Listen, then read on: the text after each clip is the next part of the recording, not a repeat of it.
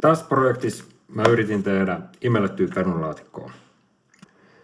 Monelle kotikokille mukaan lukien itseni, kyllä tämä vähän ydinfysiikkaa olikin, että johonkin on ne perinteiset taidot kadonnut, mutta tässä videolla koitetaan pitkäjänteisyyden avulla saada jotain tolkkua tähän. Ei sen pitäisi olla vaikeaa, mutta kyllä se vaan oli. Jos siellä on kova stressi päällä, että pitää saada tehtyä tämä laatikko, niin kyllä tässä voi sulla jotain apua ollakin.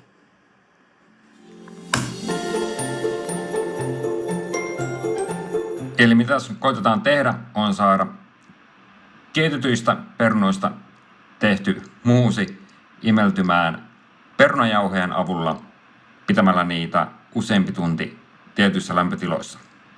Eli tämä imellytys on se vaikein osuus. Kaikki mitä tapahtuu sen jälkeen on paljon helpompaa. Idea myös tässä on se, että ei tarvitse turvautua mihinkään siirappiin, eli koitetaan saada ihan vaan veden, perunan ja vehnäjauheen seoksella semmoinen makeus ja imela maku. Ja tää on nyt siinä vaiheessa, että nämä perunat on keitetty. Ne pitää nyt survoa. 45 minuuttia oli tuolla uunissa noilla vanhoilla asetuksilla. Se vaan oli silleen, että tää oli ihan mega kuivaa ja sitten lämpötila tällä oli 60 astetta. No, miten meni?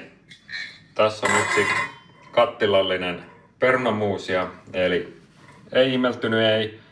Lisäsin kermat sekaan ja sekoittelin suolankaa ja vähän kauramaitoa kanssa. Niin kyllähän tätä nyt sit syö, mutta jäi kyllä harmittaa, ettei se imeltynyt.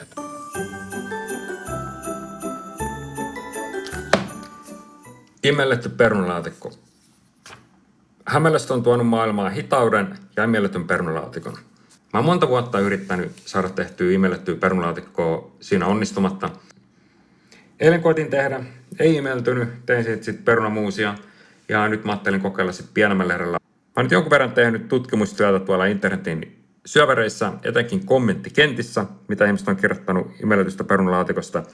Ja musta tuntuu, että mä oon saanut jotain semmosia tärkeitä elementtejä, mitä nyt voisi vielä kokeilla uudestaan. Iso juttu, minkä takia varmaan tää epäonnistuu, on se oikea lämpötilan hakeminen. Ja mä mietin sitä, että sen sijaan, että koittaa sitä niin tarkkaa säädellä, niin ehkä siellä löytyy joku erilainen strategia, millä tämän saa onnistua. Aluksi koittaa pitää sen soseen lämpötilan aika korkeana, pistää sen tosi äkkiä uuniin, ja sen uunin lämpötila olisi aika lailla sama, mikä sen soseen, ja tämä lämpötila alussa olisi noin 75 astetta. Niin idea olisi siinä, että koitetaan pitää sen uunin lämmön voimalla pitkään tasaisena. Ja sitten se lämpötila alkaa laskeen ajan myötä, ja tämän pitäisi olla mahdollisimman hidas, tämän lämpötilan laskun, joten jos jossain täällä kohtaa on ne 2 optimaalista imeltymispistettä, eli alfa-amylaasireaktiolle ja beta-amylaasireaktiolle, niin ehkä se sitten imeltyy. Eli aluksi uumi kuumana ja sitten laskee sitä lämpötilaa pikkuhiljaa ja sitten se on imeltynyt, kun päästään tänne alas. Ja en mä nyt mikään kemisti ole, mutta sen verran mitä nyt kommenttikentistä lukenut, niin alfa-amylaasireaktion, sen optimilämpötila olisi 74 astetta ja sen betan olisi 65 astetta.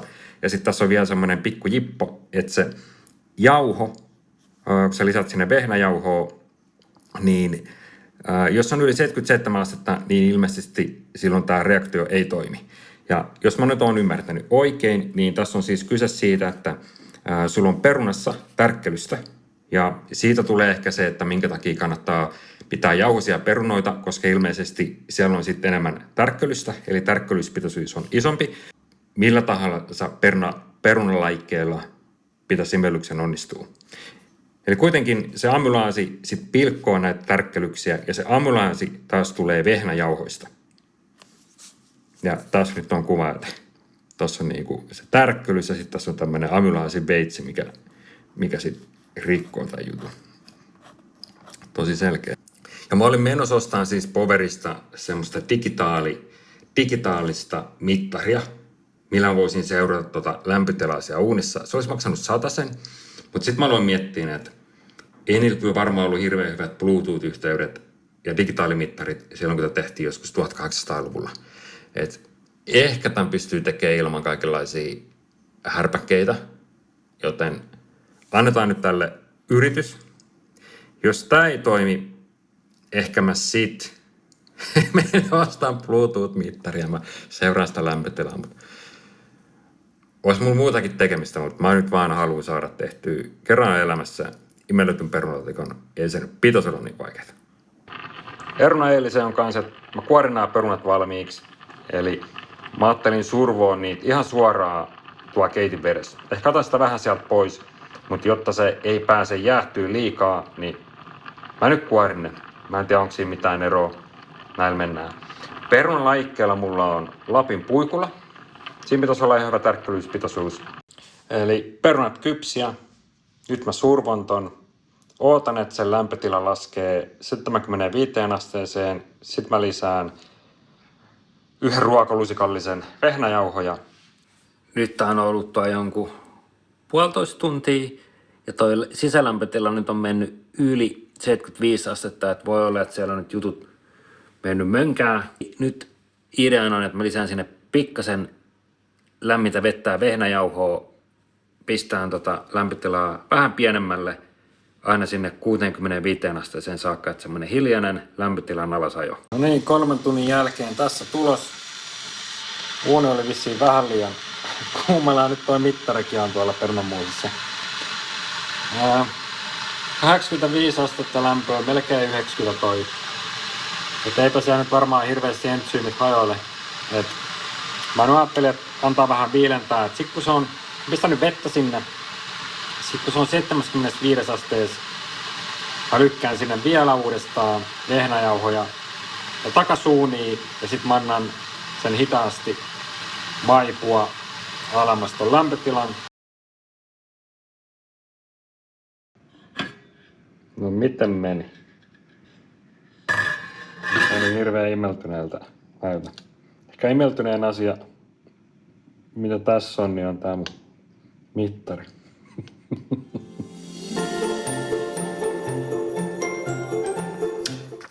Uusi päivä, uusi laatikko. Eli eipä mennyt viimeksi putkeen tää laatikon tekeminen. Eli tokan päivän laatikko meni kanssa pilalle. Sitten tuli perunamuusia, kuiva, ei yhtään makea. Mikä ero siinä on, että jos ennen vanhaan on tehty isossa kattilassa, mikä pitää paljon energiaa, se on pistetty johonkin myssyihin ja yön yli versus jos tekee sähköuunissa. Mikä ero näillä on? Ja yksi juttu tulee mieleen näistä eroista, että sähköuunissa, kun sä pistät sinne sen teräskattilan, niin se on suljettu tila.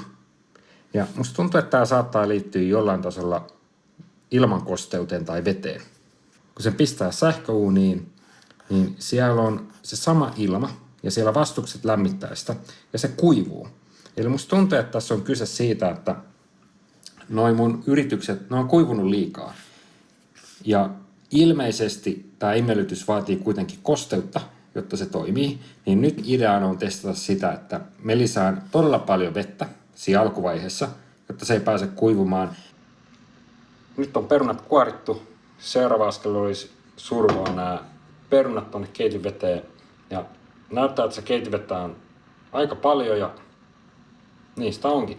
Se on vähän tuommoista niinku, likasen näköistä. Voi olla, että siellä on vähän tullut myös tuosta mullasta spesiaalimaustetta, mutta menkö. Semmoinen vielä, että varmaan moni siellä ihmettelee, ketkä on saanut onnistua, että ei vitsi, toi on huono tekee ruokaa. Ja niin mä oonkin. En mä oo mikään kovin hyvä kokki. Mä otin nyt tämmöisen haasteen itselleni ja tässä on nyt 2 päivää töhölty, 3. päivä menossa. Kyllä mä uskon vielä omiin taitoihin, että kyllä tää tästä. Ei tarvi vielä saarioista valmiiseen. Just pääsin sanoa, että mä luotan omiin taitoihin ja olihan sitä vettä nyt ihan liikaa. Tää on tämmönen perunakeitto nyt. Onkaan tää vielä pelastettavissa? Tuolla on tommonen vesikerros, jos katsoo, että siinä on niinku, jos mä otan tosta pinnasta vähän jotenkin, kaadan vähän vettä pois, niin ehkä tää sit on hyvä. Saamme siitä nyt litran pois ja on tää nyt vielä tämmönen keiton näköinen juttu, mutta kyllä musta tuntuu, että jos mä pistän sen ilman kantta tonne uunia useammaksi tunniksi, niin kyllä se vesi siitä haihtuu. Ja nyt mun ei tarvitse lisää sinne mitään ihme vesiastia. Joo, siellä on vähän liian lämmin. Pitää pistää vähän pienemmälle. Ja se...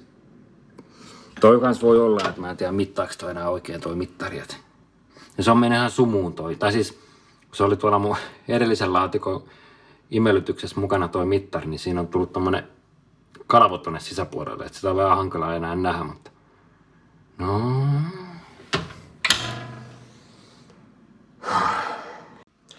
Totuuden aika.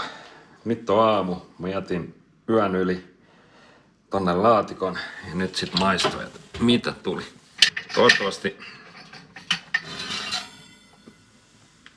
tästä ei nyt tule mitään bakteeripesää.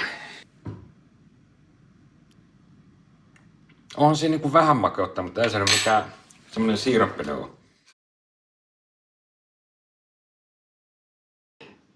Eli tästä nyt on, tää oli useamman tunnin tuolla uunissa. On tää ihan erilaista tää seos, mitä se alun perin oli. Ja tässä on semmonen erilainen tuoksu. Nyt tää vaan pitää tähän loppuun. Löysin tän kotikokin reseptin kommenteista teksti, missä sanottiin, että perinteiseen hämäläiseen imellettyyn perunalaatikkoon ei kuulu maito. Ja tässä oli syynä muun muassa se, että perinteisesti joulun aikaan lehmät olivat ummessa. Tämän verran mä nyt modernisoin, että eleplanttia ja tää nyt menee tonne perunoiden joukkoon ja noin. Sitten vähän suolaa perään. 2 tean luki tossa. Ehkä toi riittää. No. Viikat sekoitukset ja sitten ne on tonne vuokiin. No useampi tunti, 150. Siinä nyt sit on. No on kyllä hyvän makuista. Ihan mega hyvän makuista. Ei maistu yhtään perunamuusit. Se on imelletty perunalaatikko. Se onnistuu. Oli vitsit. Kyllä tekee pienet asiat tulossa. Eli tässä on mun resepti, millä mä saan tän onnistuun. Tarvit perunaa, mulla oli siikliä, vettä, vehnäjauhoja siihen imellytysvaiheeseen ja sitten myöhemmin eleplanttia ja suolaa. Eka tuli perunoiden keitto, keitetään kuorineen, sitten kun on kypsiä, kuoritaan, muussataan ja sen seoksen pitää olla tosi vetinen. Eli tosi tärkeää, että se on vetinen. Sitten kun se lämpötila laskee 75 asteeseen, niin lisää sinne vehnäjauhoja ja koko juttu laitetaan sitten uuniin. Ja se uunin lämpötila sitten 8 tunnin ajan, sitä vaihdellaan vähän niin kuin siniaaltoa, että alle 75 astetta koko ajan, mutta se menee siinä 75-60 astetta. Ja sitten ihan lopuksi voi tehdä niin, että hiljalleen nostaa sen yli sen 75 asteen, jotta saa kaikki mehut sieltä irti. Imellytyksen aikana seoksen voi ottaa pois sieltä uunista ja lisätä vehnäjauhoja pariin otteeseen. Kun juttu on imeltynyt, lisätään suolaa ja sitten voideltuihin vuokiin tämä seos ja sitä annetaan olla uunissa 150 asteessa 2,5 tunnista 4 tuntiin.